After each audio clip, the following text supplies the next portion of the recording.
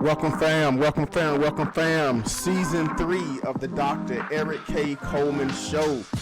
Thank you for coming and joining the ride with me yet again. We are back. We are back. We are back.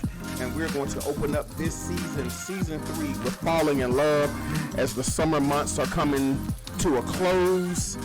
And the kids are going back to school. We've got our summer vacations out of the way. I just hope and pray that you spent that time with family and friends, loved ones, that you were able to connect. You were able to do some work on yourself. You were able to self-reflect, to figure out why is it the way that I am, that I show up in relationships, and you were able to understand fully how you currently engage in your relationships right now, and that people have a better understanding of who you are, and you have a better understanding of who other people are. So thank you for rocking with me, and I'm glad that we are back on this journey together. So with that being said, I want to go ahead and jump into the session for today. We are going to open up with, I think it's just a beautiful, beautiful, beautiful, beautiful testament to what can happen when two people fall in love. And we say all the time that it does not have to take forever. My wife and I, we were married after 3 months of courtship. So when I met her, I already knew that she was the one. So let's go ahead and jump into this clip. Like I said, it's a very quick clip for today, but I think it is just very fitting to open up the conversation today.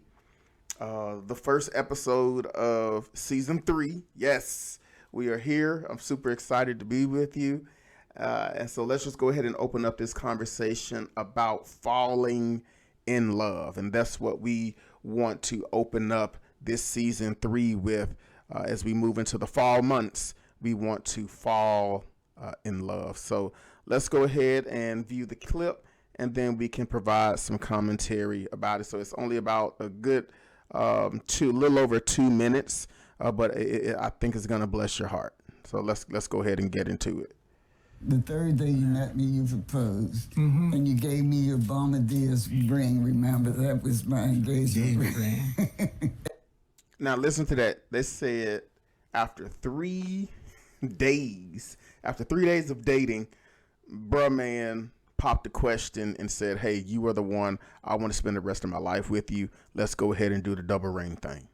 Every day for a whole year, I received a letter. So the postman said, well, Reba, here's your letter from Junior today. So for a whole year, I got a letter every single day. He had those sparkling blue eyes, and he was always smiling, and he was full of energy. He had the same energy 10 years my senior that I had.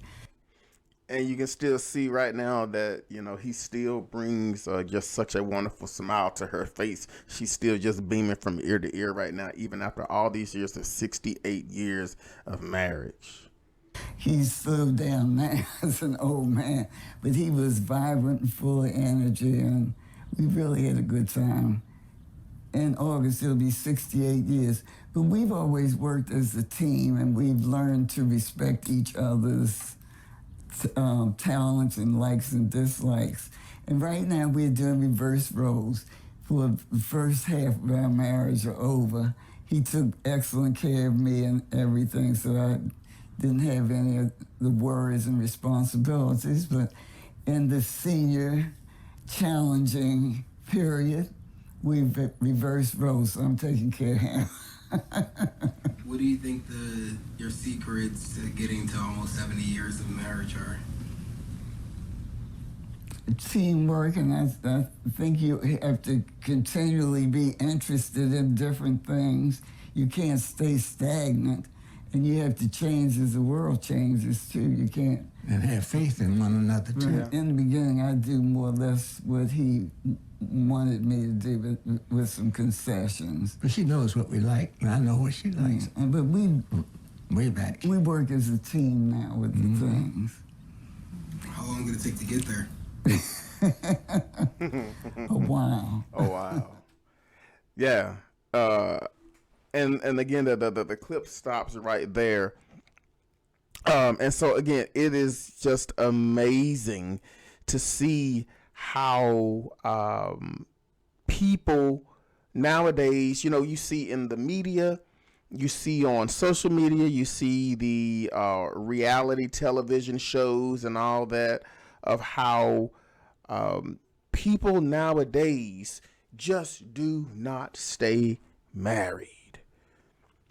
And to say for 68 plus years, going on 70 years of matrimony, that is unheard of in our day and age right now. And so when we talk about this thing of falling in love is just not about how you feel. And I'm pretty sure within those 70 years of marriage, they have had their ups and their downs. They have had their disagreements. They have had their falling outs. They probably had some time periods to where they just couldn't stand one another.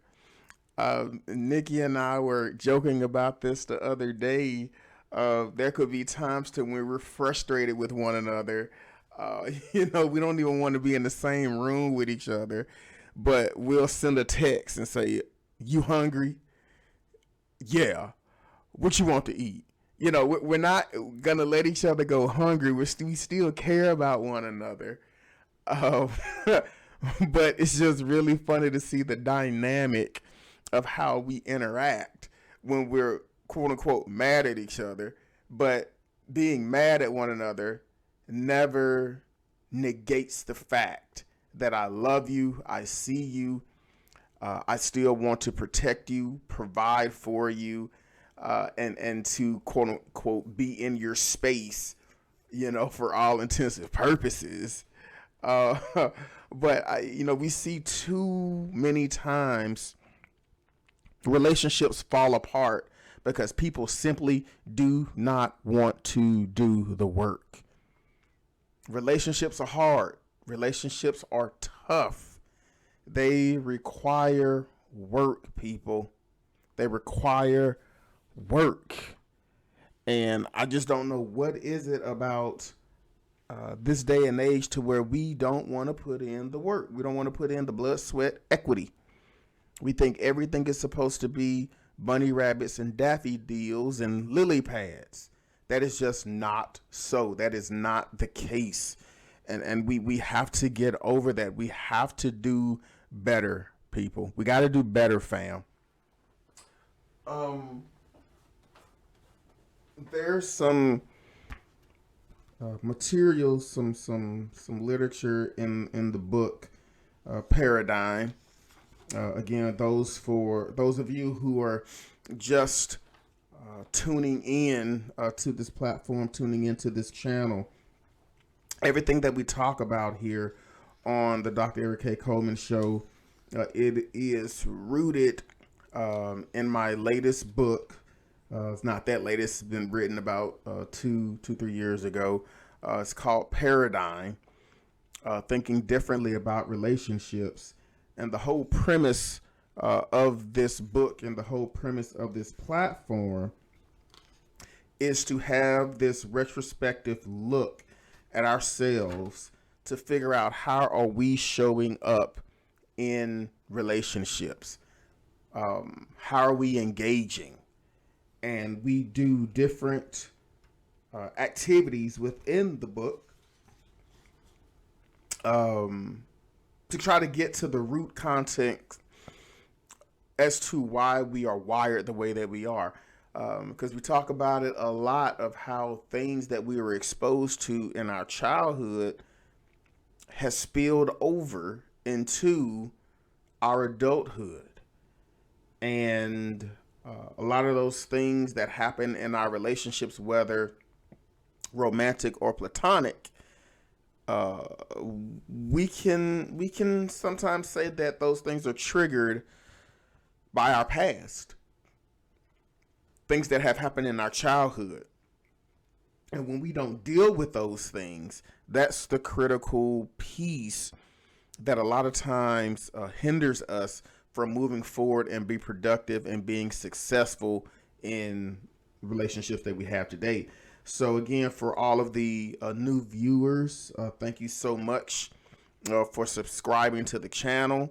And I'll just put that plug in right now. Please, ma'am, please, sir. If you have not, please like and share.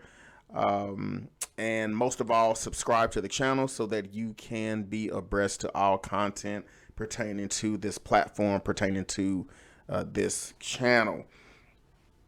Some of the chapters or some of the discussions that we have in the book Paradigm, it talks about real talk about relationships, self-examination, a safe place, and a safe space. I think that one is really critical, being able to have that safe place and that safe space for you and your loved one, you and your husband or you and your wife, for you all to be able, or your boyfriend, girlfriend, friends, for you to be able to have that space that's a neutral ground, that's a sanctuary, to where there is a judgment-free zone, to where you can just bear it all and just be yourself. We can't expect someone to share their heart with us, to share their emotions, to share their feelings, their perspectives, when we have not cultivated a space for someone to be able to come in and just let loose and just be themselves and not to have the mask on. So we got to provide that safe place. We got to provide that safe space. Love is a daily decision and response. So going back to the couple here that have been married for going on 70 years, my God, I'm pretty sure on a daily basis, they said, hey, look, I'm going to choose to love you today because the things that you're doing are not lovable. And I know there are some days to where I can have a stank attitude because, you know, I just feel like the world is coming down on me or whatever. Work, you know, the kids, life be lifing, you know, doing this adulting thing. And I do not come off in the best manner and the best light with my bride. And I have to apologize a lot for that.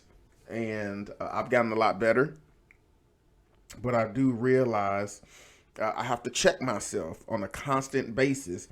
And so when we talk about this daily decision and this daily response of being intentional in loving somebody and how you engage and interact with them, that is a daily decision in your brain when you wake up of how am I going to navigate this day and present myself in the best light that will be beneficial for the other person. And then we go on to unrealistic expectations. How many times have we or someone that we have entered a relationship with, you've gone into the relationship with two totally different thought processes pertaining to how this relationship is supposed to be, how it's supposed to go, and how you're supposed to interact and engage on a daily basis. So we got to make sure that we're coming to the table with the same mindset as to what are we both expecting and how are we supposed to move forward together. Not saying that we have to think the same, but we have to think alike in the manner of I am putting your best interests at heart on Front Street, and that's how we're going to move. Loving the idea of relationship and not the person that you're in a relationship with. We'll talk a lot more about that as the season goes on concerning this whole idea of being in relationships, because, you know, some of my videos that I love to respond to is, you know, family or fiance. And it's just quite interesting to me and sometimes disheartening, sometimes comical, concerning the way that people love the idea of having a fiance, love the idea of we're planning a wedding and we're going to walk down the aisle and it's going to be a beautiful celebration. But there are some critical things that they have not addressed, that now you're coming to your family members in the ninth hour seeking their blessing, but you have not done the work on yourselves, nor have you done the work in the relationship for people to even to buy into the idea that no, you just in love with the idea of being in a relationship. But it's clear for some of these folks, you are not in love with this person, or you don't even, at minimum, you don't even love this person. All you want is to say that you have somebody so that you can walk down this aisle to have a date, and people are looking at you and gawking and oohs and ahs and have all the gifts and the honeymoon. Then next thing you know, 2 months later, y'all trying to get this thing annulled. It just doesn't make sense because you're not doing the work. Then chapter 6 talks about productive communication. August, falling in love. We got to communicate these things. What is it concerning this person? Are you saying that I love you? Because episode 2 and 3 is going to be a 2-part series, of falling in emotion or love. Again, it's going to be the family of fiance, and there's going to be a couple on here, Cindy and Jamai. It's going to be all about, are they focused on the emotional piece concerning being in this relationship, because they're going to get married very soon. And that's going to be coming up, next on a Dr. Eric K. Coleman show in the next 2 weeks. But again, this productive communication, how are they communicating with each other? How are they communicating with their families? And, when we making these life-altering decisions and then we present it to people and we're sideswiping them, no one was ever made aware that this kind of thing was going on. Now you're throwing stuff on people and wanting them to buy into the idea and get a blessing very quickly, without giving them the benefit of the doubt, and bringing them in along the ride. The next chapter in the book, Paradigm, it talks about your reality is not always reality. And let me say that another way. Your perception of what reality is may not be the reality. Now, again, I'm not discounting someone's emotions. I'm not discounting someone's experience, because your experience very well is your experience, and you are entitled and you have that right. But a lot of times, let's be perfectly honest, fam, some of the things that we perceive, some of the things that we have made up in our minds with these one-sided conversations, it just literally is not the case, because we're so tunnel visioned that we cannot see the forest for the trees. And we're going to talk about that a little bit more. That's in the book as well, where we have this terminology coined, not being able to see the forest for the trees, because you're so close up on this tree that you can't even stop to even, understand the vastness of the forest. And so when we talk about relationships, we're so focused on this one thing that this person said, that this person did, that it totally overshadows the entire relationship. Or we're so fixated on this one thing of what somebody is not doing, what you said to me, how you made me feel. It was a trigger, and now everything in the relationship is for naught. Or when we enter into a relationship and we pick and choose the things that we want to fixate on, and then down the line, when the butterfly feelings are gone and the love bug has worn off, then we want to say the person has changed.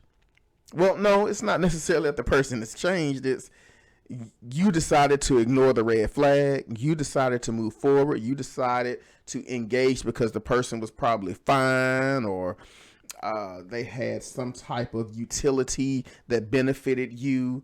They did certain things for you or to you that you loved, that you liked, that you were drawn to. And so we can't always put the onus on other people and saying that you've changed. No, it's just maybe your eyes are now open. The walls have come down. You're not fixated on those niceties or the pleasantries or the benefits of the person, and you are now seeing the person for who they really are when they've already communicated it to you and shown you who they were, but you decided to ignore those things, and now you want to play the blame game. So we got to be very, cautious and very careful with that. Chapter 8, how dare you make my feelings all about you? This is a big one in relationships, and it actually coincides with chapter 2 of A Safe Place and a Safe Space. So when you're trying to communicate your feelings to somebody and they turn this thing around to make it be about them, how I'm feeling now, it affects you, and you're mad because I feel a certain way, and you're not mad because I'm genuinely upset. You're mad because me being upset makes you feel some kind of way. That doesn't make sense. That is the epitome of selfishness. You're just so focused on yourself that you can't even take the time to stop and think about how is this person emotionally, physically, and mentally, and how are they showing up in the relationships, all because you were just still so focused about what you are or are not getting out of the relationship. And then chapter 9, we talk about shut up and listen. Sometimes we just need to shut our mouths and just listen to the other person. Everything does not require a comment. Everything does not require a response. Everything does not require for you to fix it. And I had to learn that the hard way because I'm a fixer at heart. And I want to fix things. I want to make it all better. I just want to make it go away. But that's not always the answer. And so, the best part of communicating is listening. Because we can't genuinely fix it if we're playing double dutch, trying to get into the conversation to present our solution, and we're not even get the big picture. Going back to chapter 7, your perception is not always reality, or we can't see the forest from the trees. So when we do not get the big picture of everything, we arbitrarily make decisions and we enter into things, without all of the information. Not all the ammunition that we need, and we are not able to make educated decisions to move forward. And then chapter 10, growing individually, moving forward together. As I said a little earlier, that we are not meant to think the same. But as we both are growing, we want to make sure that we are still moving together, and we have to allow that other person the room to grow. When people say that you're not the same person I fell in love with 10 years ago, or I want that old person back, well, that is a good thing, my brothers and sisters, that they are not the same, because that means that they're growing, and we all need to grow, and we grow together. If you are still that same person 10, 20 years ago, something is seriously wrong. And we got to do that self-evaluation to figure out what is stopping us from growing. And that's what this platform is all about as we move into season 3. Paradigm, thinking differently about relationships. We need to make sure that we are growing. We are doing the work on ourselves. Make sure that we're doing the work on ourselves. And so, fam, I want to throw in a little plug here that I'm going to be doing something a little cool.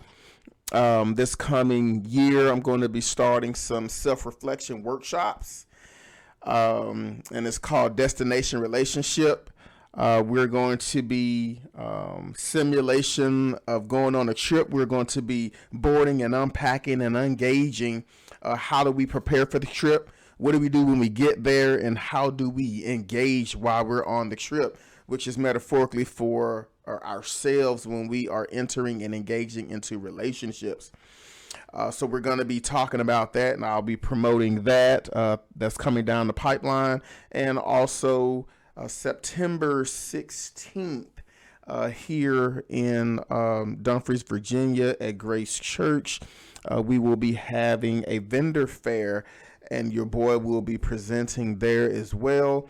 So I'll have a booth set up so where people can come by, they can connect, ask questions, get connected to the platform, purchase some merchandise, purchase the book, and then also schedule some sessions, one-on-one times, single or with your friend or your significant other, and then again promoting the seminars.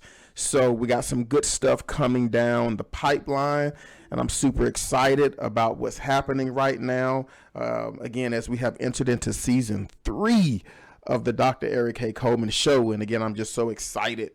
I'm thrilled, and I'm just really eager to see what's going to transpire and what's going to happen as we move further into this platform. So we'll have some special guests, as always, this season, and we will just see where this goes. Again, I'm super excited, and I really thank you all for joining me on the platform as we grow and grow and grow individually and collectively to make sure that we are doing that self-reflective look on ourselves so that we can better show up in our homes, in our families, in our relationships, on our jobs, thus impacting the community, impacting society, and impacting this nation and all nations around this globe. But it all starts with that one person, and it starts with ourselves, making sure that we are emotionally good, that we are doing the work, that we're not expecting other people to make us happy, but we're doing things to bring ourselves happiness, bring ourselves joy. So whatever that may mean, whatever that may require of you, if you need to talk to somebody, if you need to let some things go, if you need to purge some stuff, if you need to call things to the carpet, have conversations with people from the past who hurt you or you've hurt them, and just reconcile. And we got to do the work. We got to do the work. We got to do the work. So with that being said, fam, again, thank you, love you, and welcome back to season 3 of the Dr. Eric K. Coleman Show. And so until next time, continue to think differently about relationships.